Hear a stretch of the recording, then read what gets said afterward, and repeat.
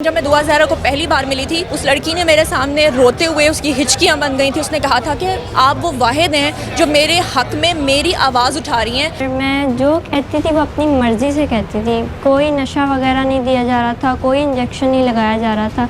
मैं सब अपनी मर्ज़ी से कहती थी। मैं जब गई हूँ लाहौर तो फर्स्ट टाइम ही मिली हूँ इनसे। अपनी मर्ज़ी से कहा था और मेरे कान में कुछ भी कोई एयरपॉड्स वगैरह कुछ भी नहीं लगे हुए थे। मैंने recently FSc pre medical complete की है पंजाब पुलिस से। अगर लड़की कहेगी कि मैंने अपने शौहर के साथ जाना है तो उसको शौहर के साथ जाने की इजाज़त।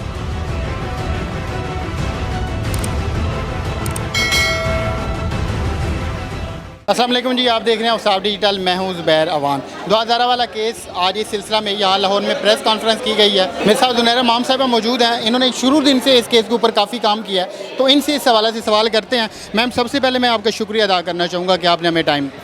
Thank you so much. Ma'am, आप शुरू से इस केस के ऊपर काम कर रही हैं। आपकी जो सपोर्ट है वो दुआ ज़हरा के साथ है या फिर जो ज़हीर की फैमिली है उसके साथ है? इसकी कोई ख़ास वजह है या सिर्फ इंसानियत के नाते आप ये काम कर रही हैं? मैं इंसानियत की खातिर और अल्लाह ताला की रज़ा की खातिर ये सब कुछ कर रही हूँ।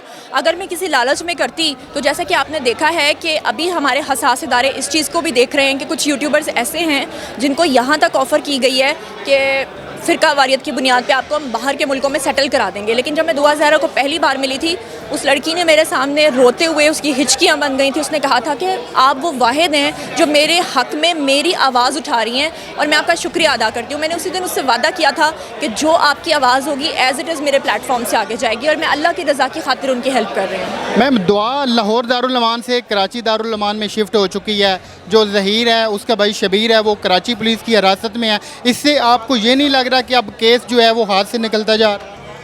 देखें, इस तरह के केसेस का जो हल होता है अल्टीमेटली वो ये होता है लड़की की स्टेटमेंट। अगर लड़की कहेगी कि मैंने अपने शौहर के साथ जाना है तो उसको शौहर के साथ जाने की इजाज़त दी। अब आप देखिए निम्रा काज़मी का केस जिसमें उसने बयान दिया कि मैं अपने शौहर के साथ जाऊँगी, उसको जाने दिया। लेकिन इस केस को इसलिए ज़्यादा घसीटा जा रहा है जैसे कि इसमें पॉलिटिशियंस इन्वॉल्व हो चुके हैं। इसमें लसानियत की बुनियाद पर इसको घसीटा जा रहा है। अदरवाइज़ लड़की जो है वो सुप्रीम कोर्ट में, हाई कोर्ट में, सिंध हाई कोर्ट में, लाहौर हाई कोर्ट में बयान दे चुकी है कि मैंने अपने शौहर के साथ जाना है। उसके 164 के बयान हो चुके हैं। जब 164 के बयान रिकॉर्ड होते हैं तो इसका मतलब ये होता है कि लड़की मुग़विया नहीं है। मैम, आप इतने सारे दुआ ज़हरा के इंटरव्यूज़ कर चुकी हैं, आप उनको मिल चुकी हैं, आप ज़हीर की फैमिली को मिल चुकी हैं। आपको वाकई लगता है कि पीछे कोई गैंग नहीं है, वो उसने अपनी मर्ज़ी से ये शादी की? देखिए, मेरे लगने या ना लगने की बात नहीं है। हमारे मुल्क की एक रियासत है, रियासत ने इसको इंटेरोगेट किया है। हमारे जो इंटेलिजेंस इदारे हैं उन्होंने इसको इंटेरोगेट किया है। अगर इसमें कोई ऐसी बात होती तो अब तक सामने आ चुकी होती। तो अब आपने आज जो प्रेस कॉन्फ्रेंस किया, मेन मुतालबा क्या है आप लोगों का? मेन मुतालबा ये है कि दुआ ज़हरा को उसके शौहर ज़हीर को इंसाफ दिया जाए और इसको सेक्टेरियन बुनियादों पे, लसानियत की बुनियादों पे और इसको फ़िरका वारियत की बुनियादों पर हवा ना दी जाए। ये थी जी आज की वीडियो। ज़ुनैरा माम साहब हमारे साथ मौजूद थी।